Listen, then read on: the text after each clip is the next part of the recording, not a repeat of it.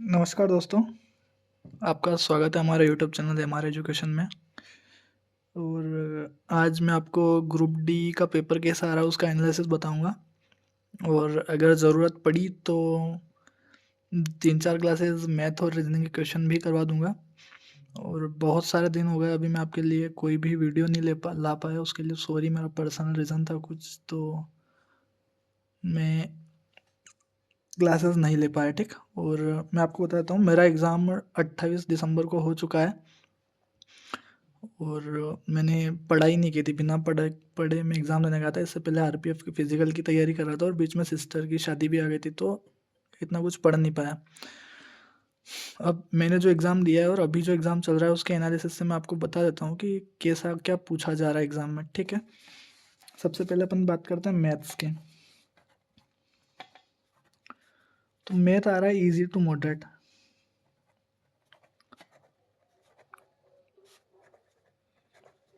ठीक है, मैथ आ रहा है ईजी टू मॉडरेट। इसमें आपसे मतलब 4-5 क्वेश्चन ऐसे हैं जो कैलकुलेटिव हैं,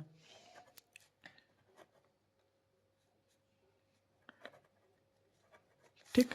4-5 क्वेश्चन कैलकुलेटिव हैं। इसके अलावा मतलब सारा कुछ अर्थमेटिक पूछा जा रहा है। 2 से 3 क्वेश्चन हैं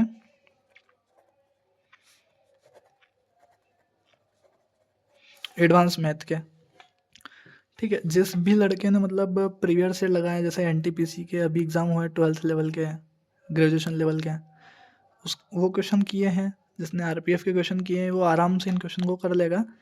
सारा प्रीवियस ईयर से ही आ रहा है, ठीक। सारा कुछ प्रीवियस ईयर से आ रहा है। मतलब बहुत कम क्वेश्चन होंगे जो रेलवे ने नए बनाए हैं। इसके बाद एक मेंसुरेशन टॉपिक है, ठीक, क्षेत्रमिति बोलते हैं। ये टॉपिक कैलकुलेटिव आ रहा है। और मेरी शिफ्ट में एडवांस मैथ से पूछा गया था हाइट एंड डिस्टेंस,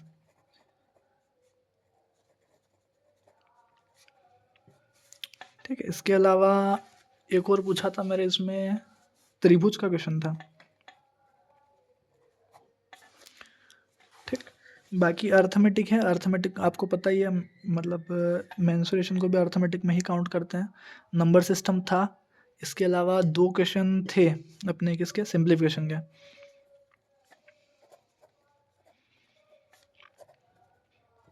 और ये बड़े क्वेश्चन थे, मतलब इसको बोल सकते हैं टाइम टेकिंग।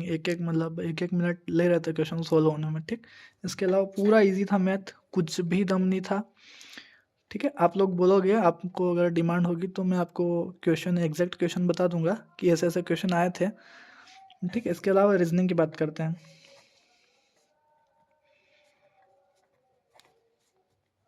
मैं एक चीज़ और मैथ में बता देता हूँ आपको कि अपने गगन प्रताप सर हैं,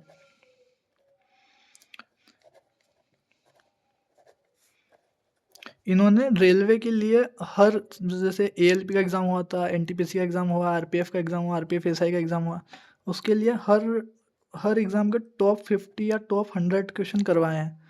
वो अगर आप देख के चले गए तो आपको दिक्कत नहीं आएगी। सारे क्वेश्चन उसी में से रिपीट हो रहे हैं। आप एक बार अगर टाइम हो आपके पास तो वो देख लेना आप, ठीक है। उससे आपके क्वेश्चन बन जाएंगे। अब रीजनिंग ईजी बोल सकते हैं।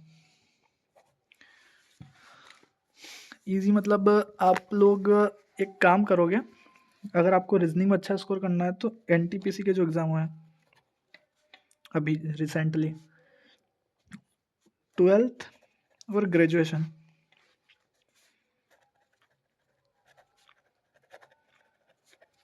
12th और ग्रेजुएशन, इनके आप 2-2 या मतलब 3 से 4 टेस्ट या सेट लगा के चले जाइए। आपको 100% मैं बोल रहा हूँ, एक सिंगल नंबर भी नहीं कटेगा। 30 में से 30 स्कोर 100% होगा।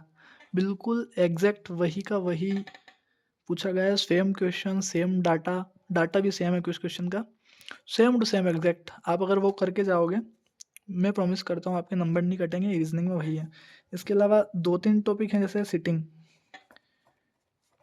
सिटिंग अरेंजमेंट, तो इसकी प्रैक्टिस करके जाइए आप। ये थोड़ा अच्छा पूछा जा रहा है। इसके अलावा एक दिशा दूरी का है, वो पूछ लेगा कि इतना चला, इतना मुड़ा, बाएं मुड़ा, दाएं मुड़ा, और लास्ट में पूछ लिया किस दिशा की ओर देख रहा है, कितनी दूरी न्यूनतम दूरी है, ठीक। और एक रैंकिंग पूछ रहा है वो, रैंकिंग टॉपिक, ठीक। इसके अलावा ब्लड रिलेशन है, इजी है। अगर आपने ये कर लिया ना तो इसमें जो सिटिंग अरेंजमेंट और ये पूछा है सेम टू सेम वही पूछा जाएगा। एक सिटिंग अरेंजमेंट, एक लाइनर वाला भी पूछ रहा है, लाइन वाला एक क्वेश्चन पूछ रहा है और गोले वाला 2 क्वेश्चन पूछ रहा है। टोटल 3 क्वेश्चन आ रहे हैं इसके। बिल्कुल इजी रीजनिंग है। इसके अलावा कोडिंग डिकोडिंग के 3 से 4 क्वेश्चन, ठीक है। कोडिंग डिकोडिंग के 3 से 4 क्वेश्चन पूछे जा रहे हैं। आप ये कीजिए, कोई दिक्कत नहीं आएगी आपको, पक्का मैं प्रॉमिस करता हूँ रीजनिंग में पूरे में से पूरे स्कोर करोगे, ठीक। तीसरा बात करते हैं साइंस की। तो साइंस में मेन रोल है बायोलॉजी का, उसके बाद फिजिक्स, उसके बाद केमिस्ट्री। सबसे ज़्यादा क्वेश्चन मेरी शिफ्ट में इसमें से आया था और अभी का पैटर्न चल रहा है फिजिक्स ज़्यादा पूछ रहा है। इन दोनों में से ही कम ज़्यादा कर रहा है वो, कभी इसके ज़्यादा पूछेगा कभी इसके ज़्यादा, और केमिस्ट्री के भी पूछ रहा है लेकिन इनके मुकाबले कम पूछ रहा है केमिस्ट्री, ठीक है। और साइंस पूछी जा रही है मॉडरेट। जिसने भी नाइन्थ और 10th की एनसीईआरटी पढ़ी है उसका सिंगल क्वेश्चन बाहर नहीं जाएगा, लेकिन अब लास्ट टाइम पे आप कुछ नहीं कर सकते। तो एक सर हैं अपने एस.के. झा सर, उन्होंने मैराथन ले रखी है ग्रुप डी के, वो ले लीजिए आपका काम हो जाएगा। अब क्या कीजिए कि जैसे बायोलॉजी का कुछ बताता हूँ आपको। बायोलॉजी में प्रजनन टॉपिक है, इसके अलावा सेल है, सेल के अलावा पादप है, ऊतक है, ये ह्यूमन बॉडी है। ये टॉपिक इंपॉर्टेंट है, इन टॉपिक को करके जाइए आप। क्वेश्चन इसी में से रिपीट हो रहे हैं, हर शिफ्ट में प्रजनन से क्वेश्चन आ रहा है, हर शिफ्ट में ऊतक से क्वेश्चन आ रहा है, तो आप ऐसे क्वेश्चन कीजिए। इसके बाद फिजिक्स का बताता हूँ आपको। फिजिक्स में न्यूटन, इसके अलावा प्रकाश, और बताऊँ आपको फिजिक्स में तो एक ये अपने विद्युत। एक क्वेश्चन आया था मेरे अपने फिजिक्स का चुंबक वाला, जो चुंबक वाला विद्युत में हो जाए, मतलब विद्युत धारा, वो जो नाल रहती ना, वो वाला क्वेश्चन आया था। तो ये 3 चैप्टर हैं इम्पोर्टेंट, इन 3 चैप्टर को करके जाइए। इसके अलावा अपन बात करें तो केमिस्ट्री में, तो केमिस्ट्री में क्या पूछा था देखो। केमिस्ट्री में अपने समीकरण जो है ना, समीकरण, अभिक्रिया, धातु अधातु,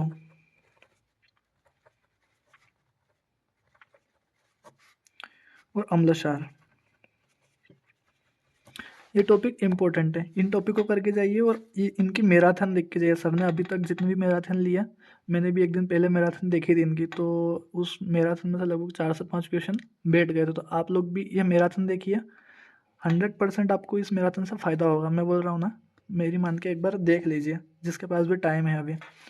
और इसके बाद बात करते हैं अपन जीके की, ठीक।